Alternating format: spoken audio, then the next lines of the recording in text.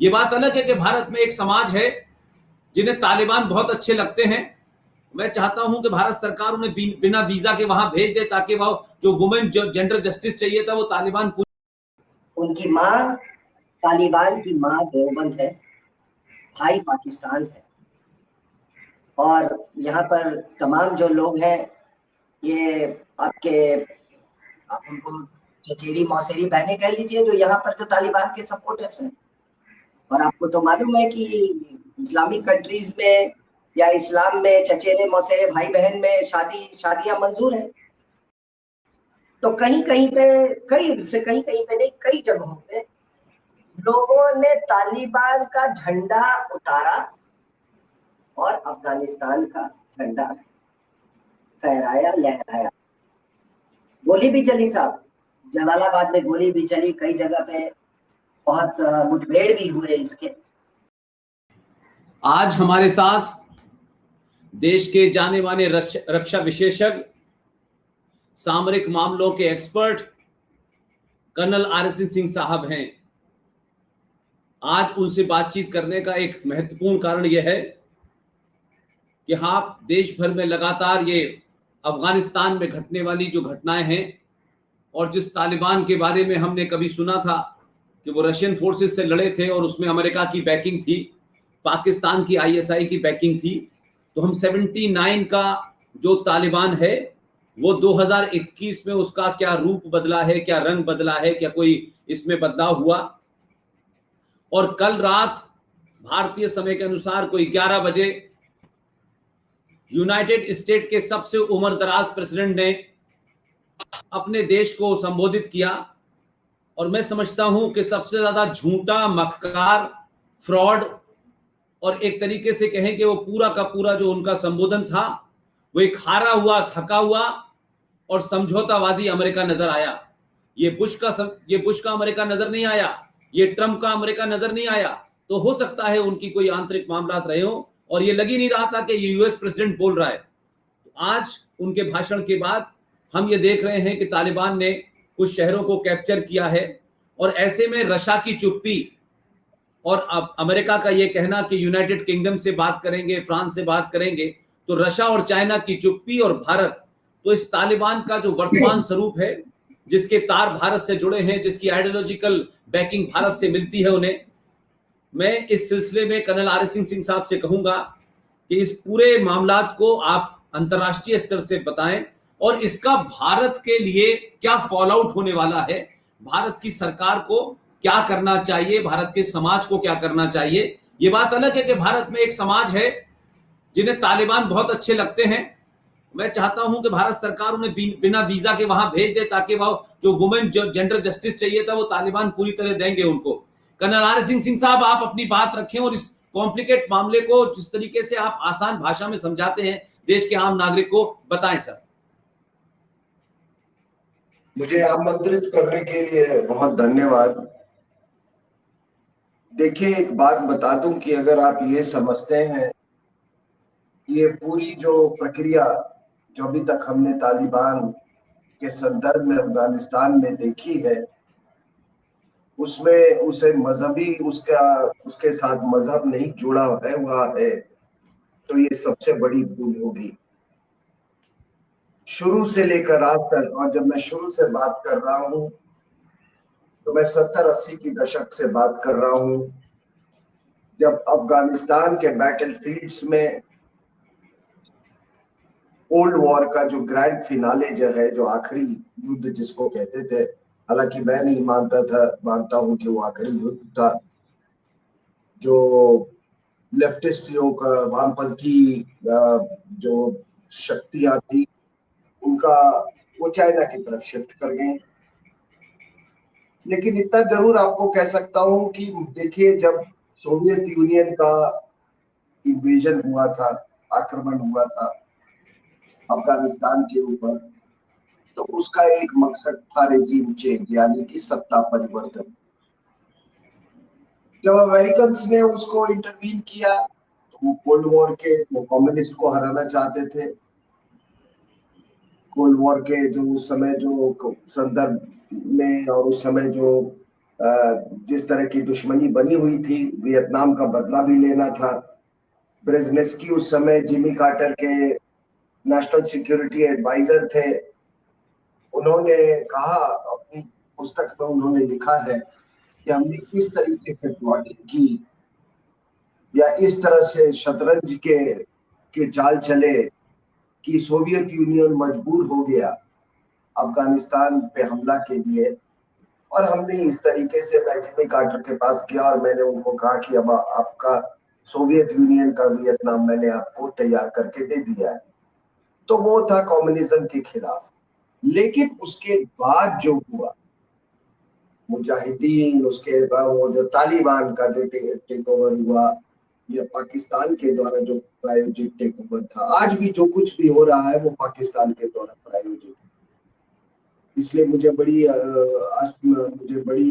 बड़ा आश्चर्य होता है मुझे कि कुछ लोग कह रहे हैं कि आप रिकॉग्निशन दे दे तालिबान रेजिम को, यानी कि इनडायरेक्टली वो कह रहे हैं कि आप पाकिस्तान का तालिबान पे जो नियंत्रण है उसको आप रिकॉग्निशन दें। खैर वो बात एक अलग बात है।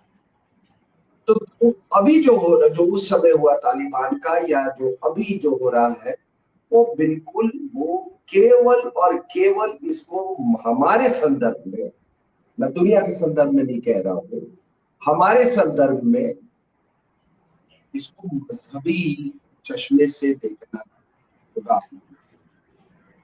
अब हम क्यों कह रहे हैं कि ये मजहबी चश्मे से इसको क्यों देखा जाए?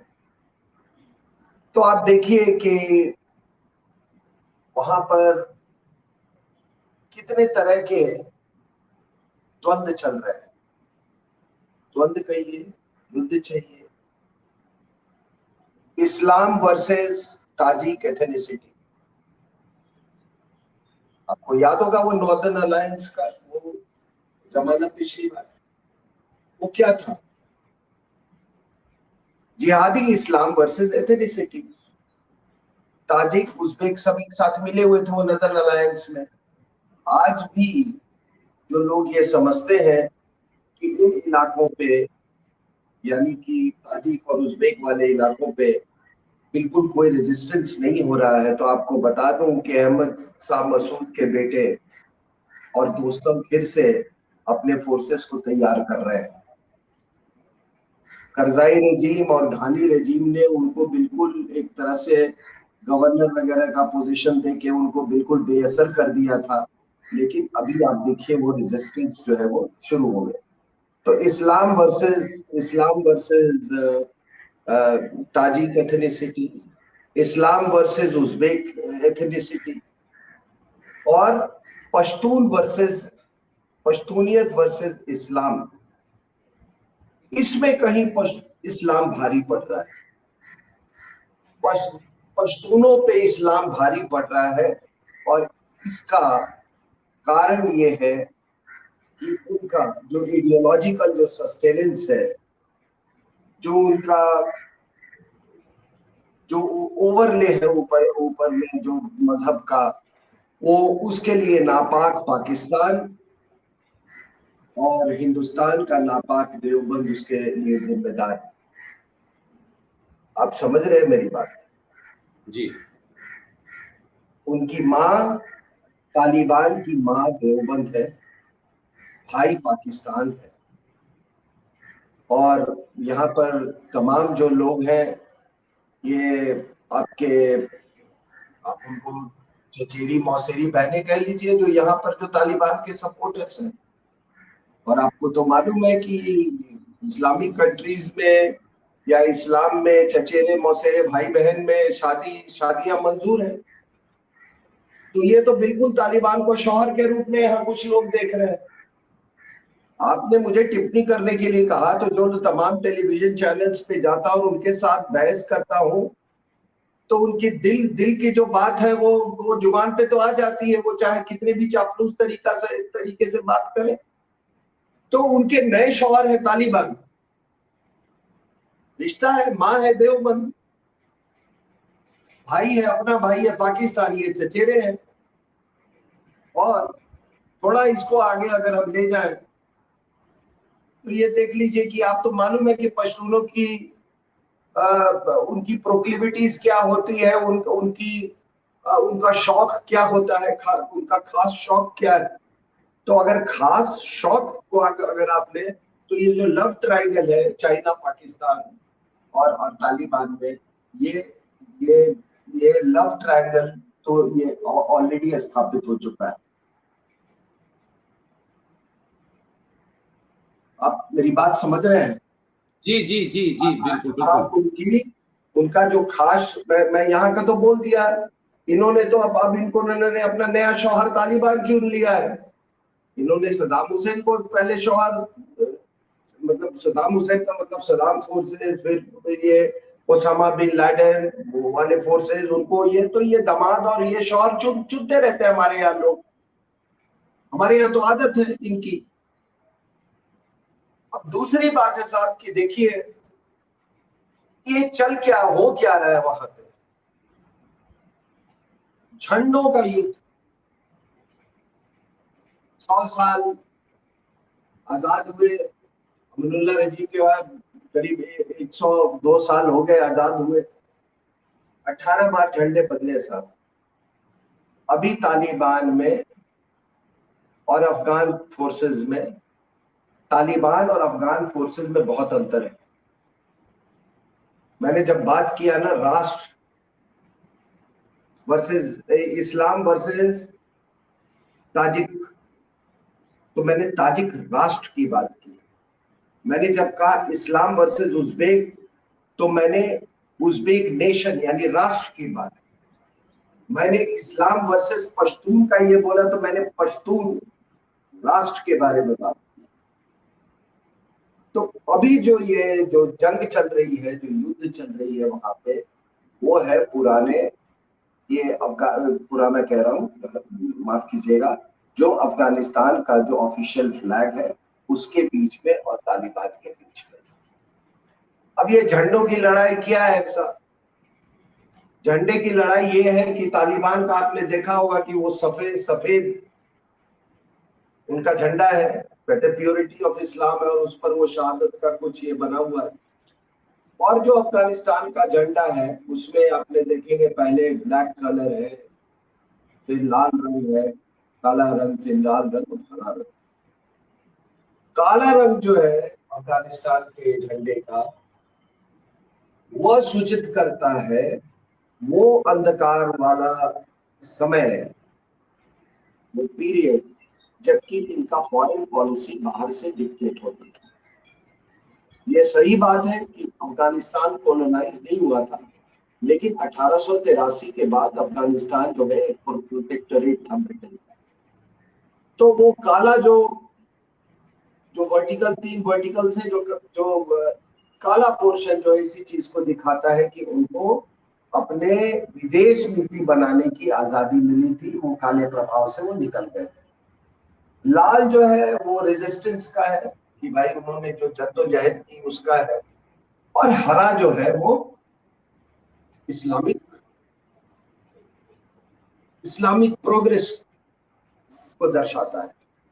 और बीच में एक आप देखेंगे उनके झंडे पे एक मॉस्क बना हुआ है जिसके दोनों तरफ पेड़ है, और वो उस पे ये भी लिखा हुआ है अल्लाह अकबर, अल्लाह अकबर। ठीक है, तो आपको तो मालूम है अल्लाह अकबर का मतलब होता है, सारी दुनिया ये जानती है। तो ये झंडे की लड़ाई अब यहाँ तक पहुंच गई है कि अभी उनका इंडिपेंडेंस डे था, तो कहीं कहीं पे नहीं, कई जगहों पे लोगों ने तालिबान का झंडा उतारा और अफगानिस्तान का झंडा फहराया, लहराया। गोली भी चली साहब, जलालाबाद में गोली भी चली, कई जगह पे बहुत मुठभेड़ भी हुए इसके। लेकिन जो अभी राष्ट्रीय झंडा है वो वहां का विद्रोह का एक निशान बन गया। It has become a symbol of resistance in Afghanistan. तो कहानी अफगानिस्तान की अभी खत्म नहीं हुई है, अभी रेजिस्टेंस जोर पकड़ रहा है। अब ये कहां तक जाएगा अगर ये बढ़ता रहा तो हम सब जैसा कहते रहे हैं कि ये सिविल वॉर का रूप लेगा।